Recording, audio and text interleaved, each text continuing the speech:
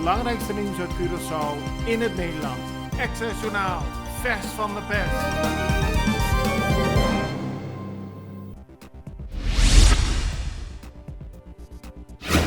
Nederlanders kunnen binnenkort weer op vakantie. Op 15 mei maakt de Nederlandse overheid bekend welke landen een code oranje behouden en welke een code geel krijgen. Code geel betekent dat vrij reizen toegestaan is, code oranje betekent dat reizen wordt afgeraden. Het is nog onduidelijk welke kleur Curaçao krijgt.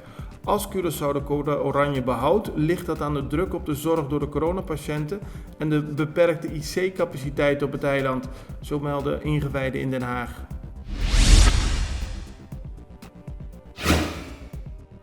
Er is weer hoop dat er volgend jaar carnaval gevierd kan worden. Dat zegt Henny Reinilia van de AGKK. Dat is de overkoepelende orgaan van de carnavalsvereniging op Curaçao. De overheid maakte onlangs bekend dat activiteiten in de open lucht weer zijn toegestaan. En volgens Reinilia zijn er veel groepen nu enthousiast om alvast te beginnen met de voorbereidingen voor carnaval volgend jaar. In ieder geval wordt er binnenkort een ledenvergadering gehouden en is er contact gezocht met de overheid. Zo verklaarde Reinilia tegen de Extra.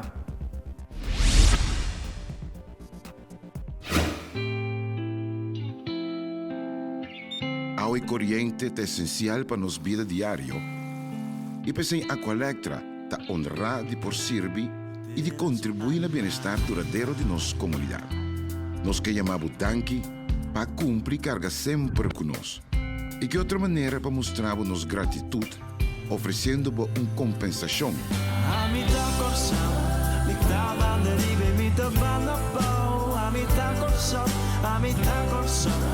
Coração te que me meio de mundo. Se a botar coração, nota importância, botar ela flow. A botar coração, botar-me em lugar especial. Vou conseguir registrar e aplicar tranquilo via aqualectra.com/dankinabo of chama 0800 0135. Muito nos te contribui na melhor Curaçao. Volgens Kilma Pik Pisas moet Curaçao meer open gaan. Dat betekent minder coronamaatregelen. Dat zei de beoogde nieuwe minister-president van Curaçao gisteren nadat hij was beëdigd als parlementariër. Pisas zal naar alle waarschijnlijkheid maar kort in de Staten zitten. Hij rekent erop binnen enkele weken benoemd te worden als minister-president. Hij stelde dat als Curaçao meer regels intrekt en wel speciale maatregelen moeten gelden voor drukke gebieden als de Rooseveltweg, Caracasbaaiweg en Salinha. Daar zou voorlopig nog streng moeten worden toegezien op samenscholingen, aldus Pisas. MFK-leider zei verder dat zijn partij binnenkort een spoedvergadering in het parlement zal aanvragen om de huidige maatregelen te bespreken. Charette America is de nieuwe voorzitter van het Curaçaose parlement. Ze zei dinsdag in haar eerste toespraak dat politiek bedrijven niet betekent dat je zomaar iedereen kunt beledigen. Politiek is geen synoniem voor modder gooien naar elkaar. Politiek is een middel om verandering in ons land voor te brengen. De 40-jarige Charette zit voor de tweede keer namens de MFK in het Curaçaose parlement. Ze benadrukt dat veel families op Curaçao het moeilijk hebben. Tegen haar collega-parlementariërs zei ze in haar eerste speech dat het volk verlangt naar vrede en eenheid. Maar dat kan volgens haar niet door één persoon of partij worden gedaan. Pas als we allemaal naar elkaar luisteren, kunnen we vooruit gaan, aldus Charette. Good morning.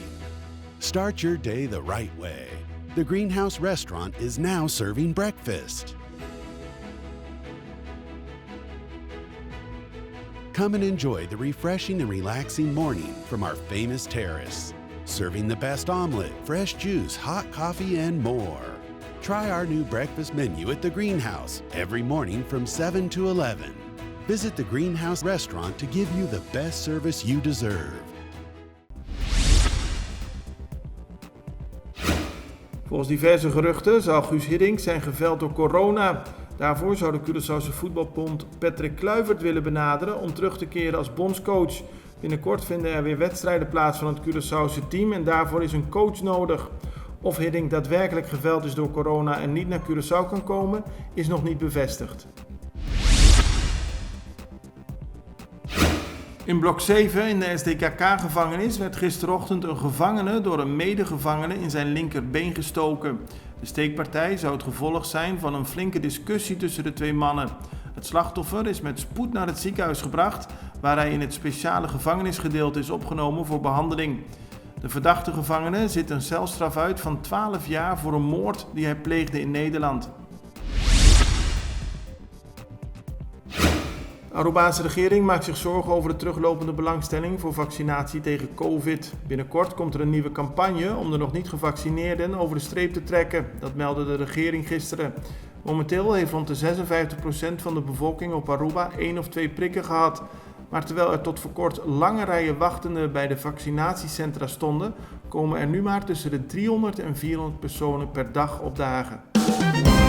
Het belangrijkste nieuws uit Curaçao in het Nederland. Access Journaal, vers van de pers.